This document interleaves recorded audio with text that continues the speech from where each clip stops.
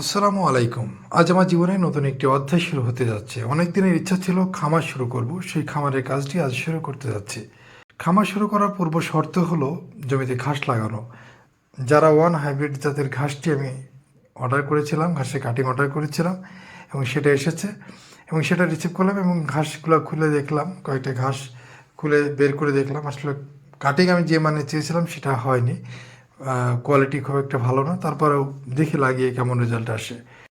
বাড়িতে পৌঁছানোর আগেই দেখি আমাদের ঘাসের কাটিং ঠিকঠাকই পৌঁছে গেছে। এখন কাটিংগুলো সরাসরি জমিতে না লাগিয়ে আমি একটি বিশেষ পদ্ধতি ব্যবহার করছি।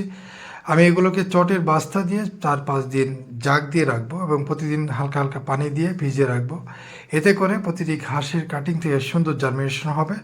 এই পদ্ধতিতে ঘাস লাগালে ঘাসের কাটিং মরার সম্ভাবনা কম এবং জমিতে লাগানোর পর খুব দ্রুতই বৃদ্ধি পায়।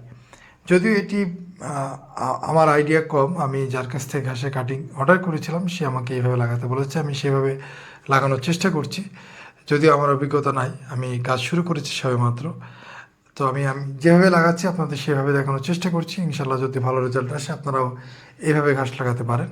আজকের দিনটা ছিল দৌড়ঝাঁপের ওপরেই। ইটের কাজটা না হলেও ঘাসের প্রস্তুতির কাজটা শেষ হয়ে গেল। দিন শেষে আবারও শহরে বাসার দিকে রওনা দিচ্ছে। আগামীকাল আবারও নতুন উদ্যমে কাজ শুরু হবে। যারা নতুন খামার শুরু করতে চাচ্ছেন তারা আমাদের এই জার্নিটা দেখতে পারেন।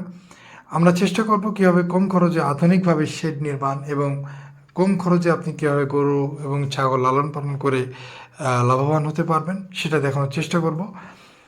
আপনারা আমাদের সাথেই থাকবেন, দোয়া করবেন। আল্লাহ হাফেজ।